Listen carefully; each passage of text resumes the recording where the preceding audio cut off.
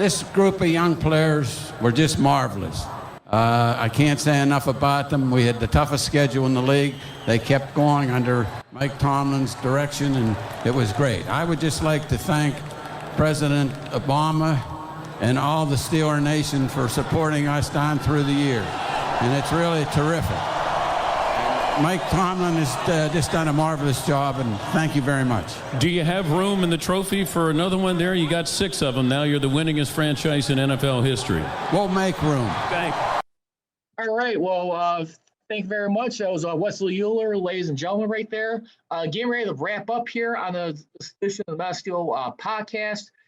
Some great topics right there. We just hit on, I think, covered all bases right here. And listen, I think definitely agreed on a lot of things over here. Definitely love his movies right there. I mean, 2 out of the 3 I got right with him, with Waterboy and Any Given Sunday. I think I put Any Given Sunday ahead of the Waterboy, but remember the Titans I only seen one time, and that was going on a road trip to see my high school football team and the state playoffs. It was one game to go to the state championship game, which they ended up coming runner-up, kind of sell for the city championship, I think, that year. But anyway, other topics right here as we get ready to close out this show right now.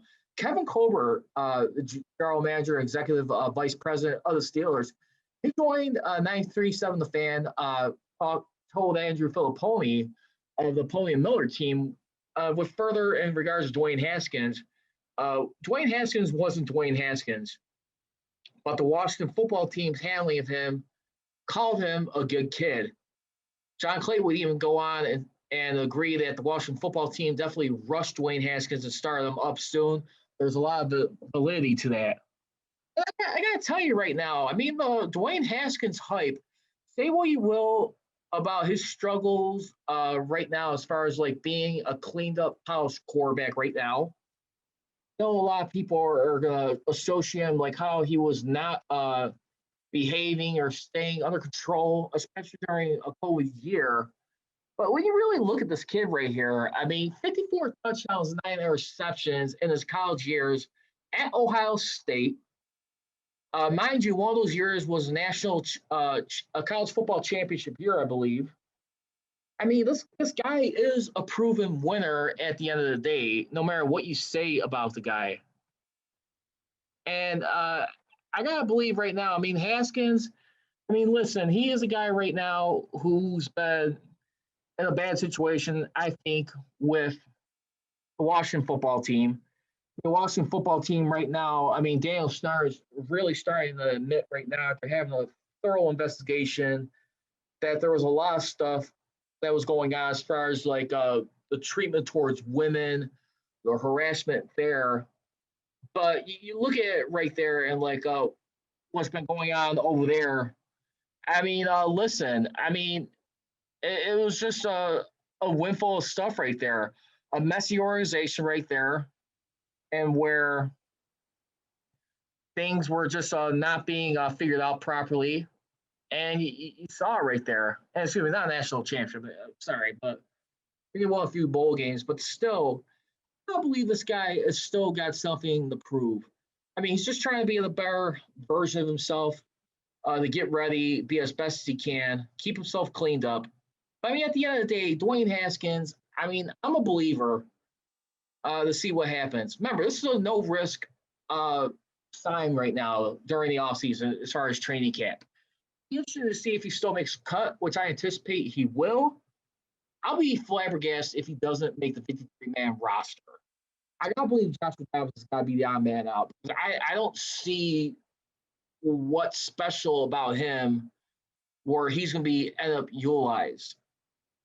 I think, if anything, Joshua Dobbs should have been like a lot more used. I think they tried doing this in the end of the season where they had him in some wildcat formations, I want to say.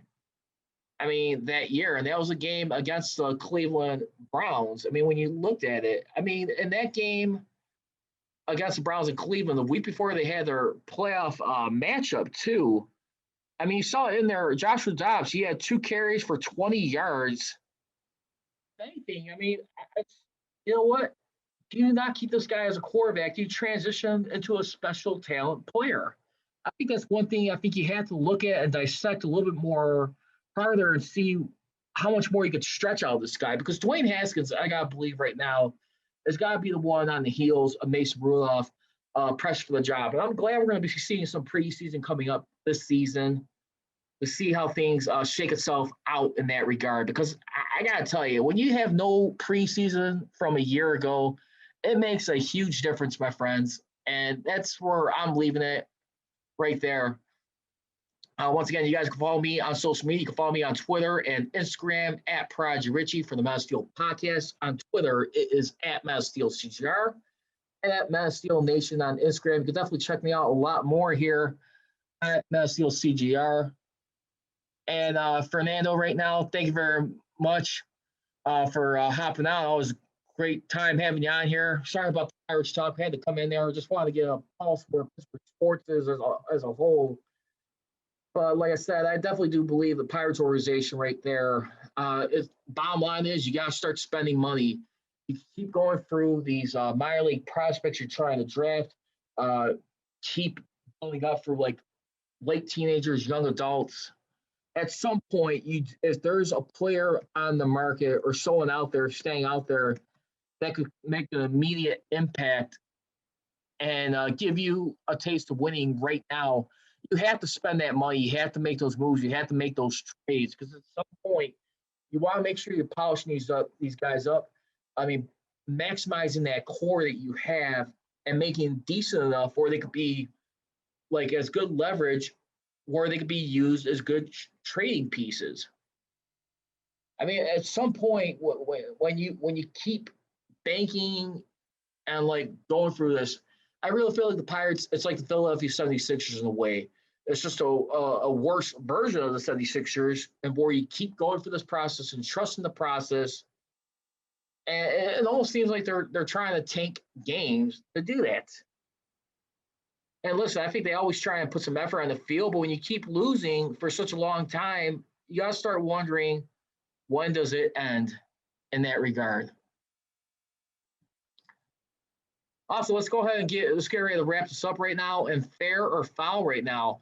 Earlier today, Trai Turner, he was on being interviewed on NFL Network this morning. I saw a few minutes of that. He was talking why he signed a 1-year, $3 million deal. As far as coming over to the Steelers, he said it's just one of those teams, one of those organizations, they always compete, always in the game, and play my style. The Steelers might like to run the ball, but they haven't done it very well the past couple of seasons, including ranking dead last in the NFL in 2020 when they averaged 84.4 yards, team's lowest since 1966. And you look a little bit more about what he was saying about coming over here, sign this.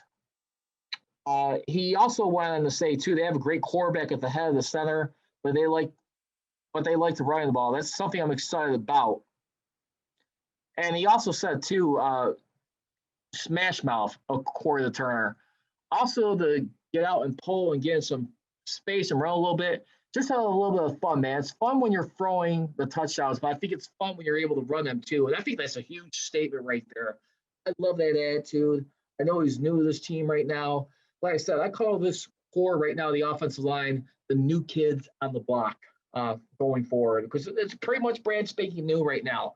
Zach Banner, we got questions on right now, how his durability is going to be. Love the guy's attitude, but is he going to be a guy that continues to get hurt during his pro career? I mean, first game against the Giants, gone for the season. I don't like to think that about a guy. I mean, he's still got a lot of questions right now, especially with Chooks Okorafor right now, moving over to the left side. I mean, going into this season, when you really think about it, because last year on the offensive side of the ball, Chooks Okorafor, he got beat out by Zach Banner, and he ended up being a backup left tackle to Alejandro Villanueva. He'll be slotted into that this year at left, and I think Zach Banner is supposed to be on the right-hand side of that. But, yeah, and then Catcher Green, too. I think that was another interesting thing, too, that Wes pointed out, is how they're hoping that they can have him in there sooner than later. So fair or foul right now that Trai Turner will have an immediate impact on this offensive line. I'm gonna have to say fair for right now because right now with the Steelers and that offensive line trying to get back to running the ball, the way I see it, the arrow could only go up at this point. I mean, at some point in time, you have to start changing things. You have to get that nastiness back where you can move guys around. You ain't afraid to run up and down someone's grill and just move people around. Because at some point, we already know what they are defensively on the side of the football. Offensively, right now, you have to reestablish that attitude. And speaking of reestablish, that's gonna be it for this edition here of the Mount Steel Podcast. I want to say thank you once again to Wesley Euler for tuning in. It was a fun interview right there. Having some great takes, sharing some stuff going into the season. A lot of great topics. We talked Mike Tomlin, some interesting position battles going in here, and who he thought was a favorite, and even some football movies. Had a lot of fun with it. And once again, you guys can check me out on Twitter at Mount Steel CGR, primarily for the Mount Steel Podcast, where I tweet a lot more, and on Instagram at Mount Steel Nation. As always, leave you. Don't be trolling, be rolling. Here we go, Steelers. Here we go. I gone.